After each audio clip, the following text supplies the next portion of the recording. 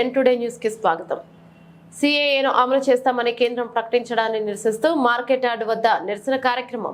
కేంద్రంలోని బీజేపీ మోడీ అమిత్ షా ప్రభుత్వం తీసుకొచ్చిన పౌరసత్వ సవరణ చట్టం సిఏఏని వెంటనే రద్దు చేయాలని ప్రభుత్వాన్ని డిమాండ్ చేస్తూ మార్కెట్ యార్డ్ వద్ద నిరసన కార్యక్రమం చేపట్టడం జరిగింది.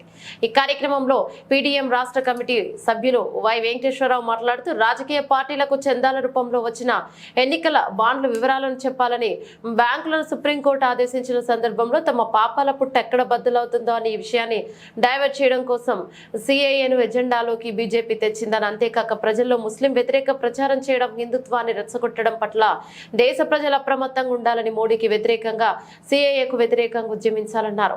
కేఎన్పీఎస్ రాష్ట్ర కార్యదర్శి కె కృష్ణ మాట్లాడుతూ దేశ ప్రజలను చిన్నభిన్నం చేయడానికి హిందూ మతోన్మాదాన్ని రెచ్చగొట్టడం, ఓట్ల కోసం కుట్రపూరితంగా వ్యవహరిస్తున్నారని దీని పట్ల ప్రజలు అప్రమత్తంగా ఉండాలన్నారు.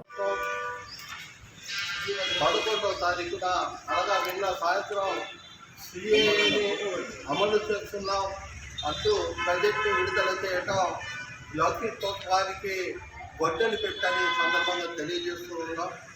ఈరోజు 18 కోట్ల మంది ఈ భారతదేశంలో అనాథలు, తల్లిదండ్రులు ఎవరో తెలియదు, వాళ్ళు ఎటువంటి ఆధార్ కార్డులు కానీ రేషన్ కార్డులు లేని వాళ్ళు అనేక మంది ఉన్నారు.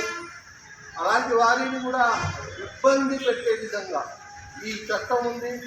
అలాగే బర్మా నుంచి, నేపాల్ నుంచి, పాకిస్తాన్ నుంచి, ఆఫ్ఘనిస్తాన్ నుంచి కూడా వచ్చే హిందువులకైతే మేము పౌరసత్వాన్ని ఇస్తాం, ఇక్కడ ఉన్న వాళ్ళని ఇస్తామని అంటున్న మీరు ఈ దేశం లౌకిక దేశం అని కూడా మర్చిపోయిన సంగతి చూస్తుంటే రేపు భవిష్యత్తులో ఈ దేశంలో ఏం జరుగుతో అనేది బాధాకరంగా ఉంది. కాబట్టి భారతీయులందరూ కూడా ఈ యొక్క సిఏఏ చట్టాన్ని నిరసిస్తూ ఉద్యమించాల్సిన సమయం ఆసన్నమైంది.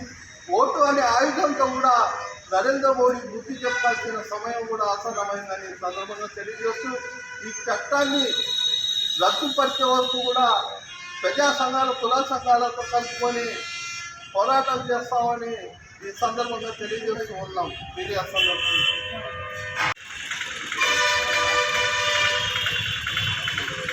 కేంద్రంలో సంఘ పరివార్ రాజకీయ ముఖచిత్రమైనటువంటి బీజేపీ అధికారంలోకి వచ్చిన తర్వాత ఈ దేశంలో ముస్లింలను అభద్రతా భావాలకు నెట్టేసింది, క్రైస్తవులను అభద్రతా భావాలకు నెట్టేసింది, రైతాంగాన్ని అభద్రతా భావాలకు నెట్టేసింది.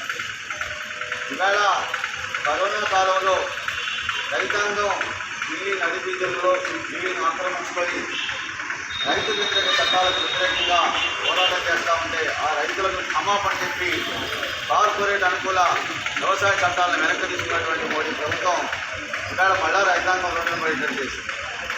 అలాగే ముస్లిం ప్రజానీకం పెద్ద ఎత్తున ఈ దేశంలో ఉద్యమించినప్పుడు సిఏఏకి వ్యతిరేకంగా, ఎన్ఆర్సీ ఎంపీఆర్కి వ్యతిరేకంగా బలమైన ప్రజా ఉద్యమాన్ని తీసుకొచ్చినప్పుడు ఆ ఉద్యమానికి ఈ దేశంలో ఉన్నటువంటి ప్రజాస్వామిక శక్తులు, మెజారిటీ హిందువులు వాళ్ళు సపోర్ట్గా ఉన్నారు, ప్రజలు ప్రజాస్వామికవాదులు సపోర్ట్గా ఉన్నారు.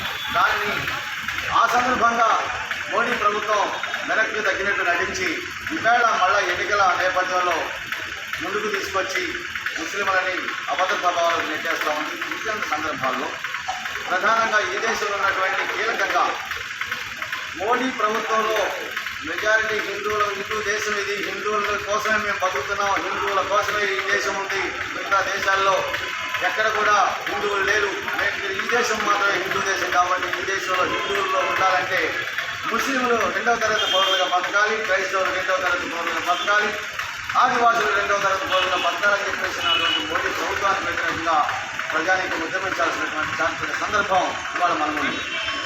ఈ సందర్భంలో ముఖ్యంగా మోడీ, అమిత్ షా బరితెగించి చేస్తున్నటువంటి సిఏఏ చట్టానికి వ్యతిరేకంగా, రైతు వ్యతిరేకమైన చట్టాలకు వ్యతిరేకంగా అందరూ కలిసి ఈ దేశంలో మెజారిటీ ఎవరైతే నష్టపోతూ ఉన్నారు, 100కి 90%, 80% ఉన్నటువంటి హిందువులు మోడీ ప్రభుత్వ పాలనలో నష్టపోయారు, ధరల పెరుగుదలకు వ్యతిరేకంగా పోరాటం చేశారు.